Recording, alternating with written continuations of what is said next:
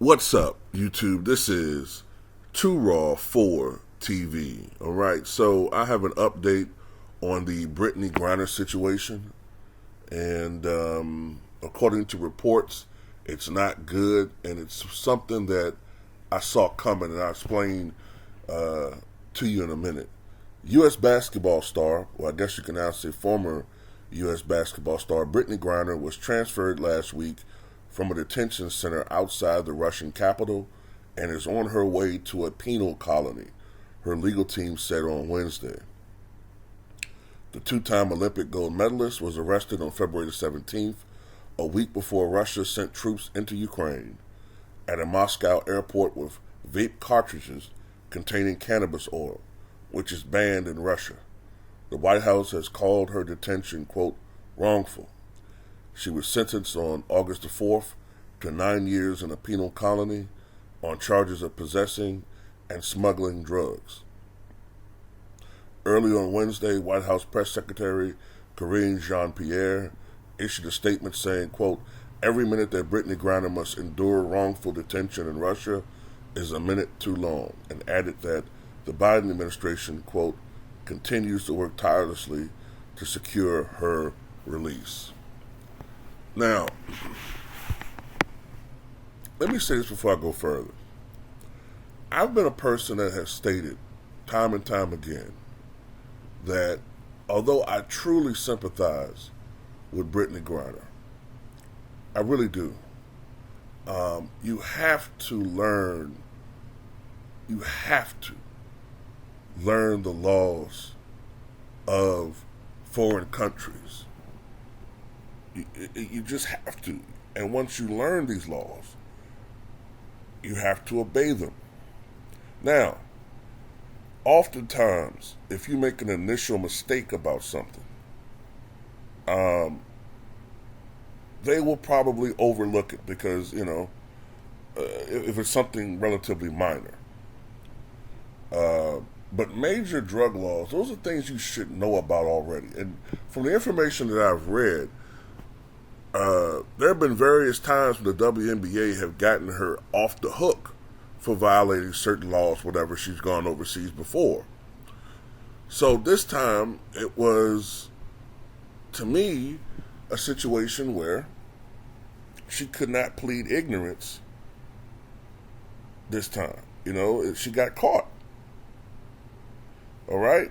Not to mention the fact that she does not have a squeaky clean record. And I truly believe that if she was a black male athlete, she wouldn't be getting as much sympathy from certain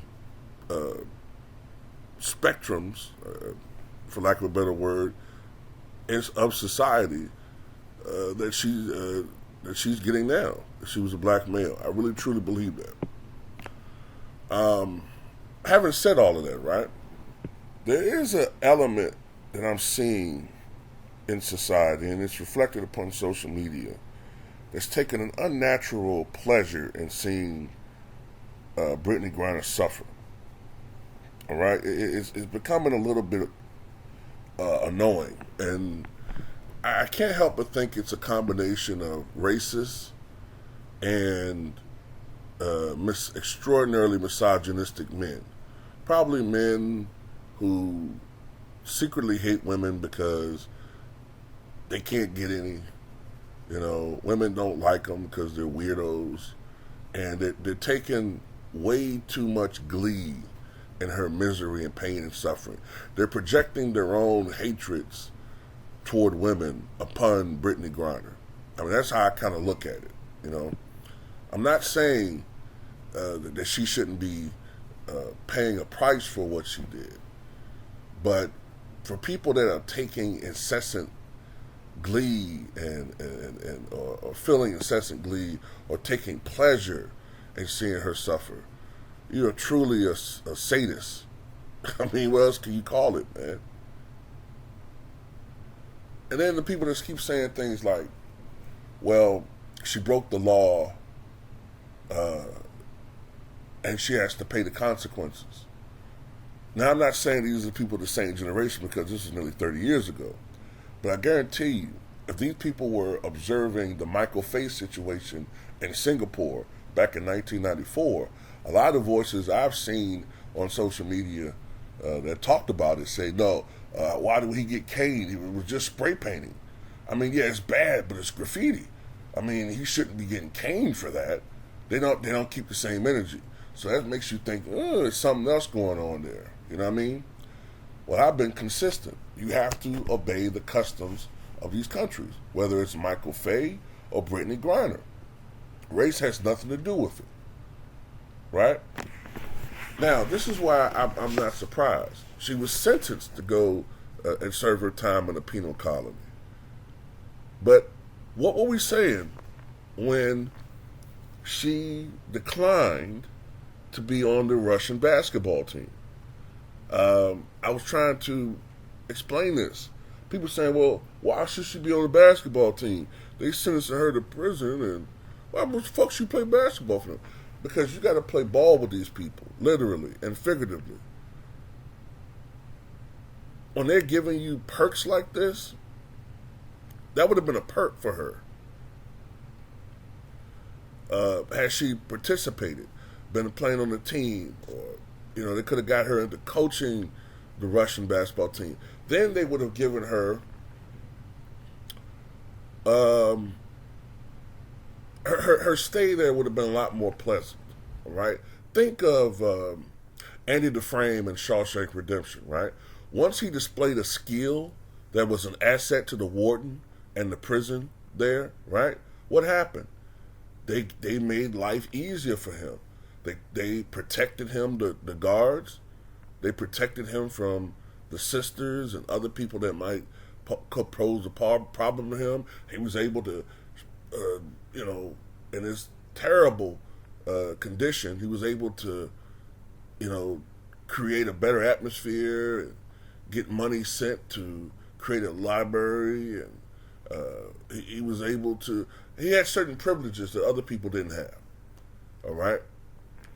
What I'm saying is, if she had said yes to that, they probably would have made her stay better. But by her going to a penal colony, when she declined that, it's a lot harsher from what I've read, right?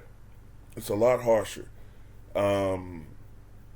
There, you perform manual labor, and I'm talking about manual labor in Russia, not America. And I think you only have a 1 hour period where you're outside. So you're basically working, 8-10 hour days. You only get outside time once, like an hour or so. It's a lot more harsher. All right, it's a lot more harsher. And then there's some other certain realities about prison that you got to think about. You know what I'm saying? So I really am now in a situation where I feel for her. Is she a political prisoner? Because I don't think that they are being more harsh on her than they have with other prisoners. And then people can point to, well, why did Russia let this woman go when in exchange for the Iranian? Well, then again, look, the Iranians or anybody else may have a better relationship with Russia. Okay? Maybe, Russia owed Iran, a favor. I don't know. There are other things involved. You know what I'm saying? The relationship between Russia and the United States, I would say, is at its worst since the early 1960s. It's terrible. There's pretty much very little communication between Russia and the United States. I think the last time that we've been really on really good relations, really good to me, is back when Bill Clinton was president, when it was Yeltsin. Even when Trump was president, Trump was more of a Trump was more of a puppet to Putin, in my opinion, than anything else. All right? But I don't want to keep going on and on and on about this thing, man. Give me you guys' opinions.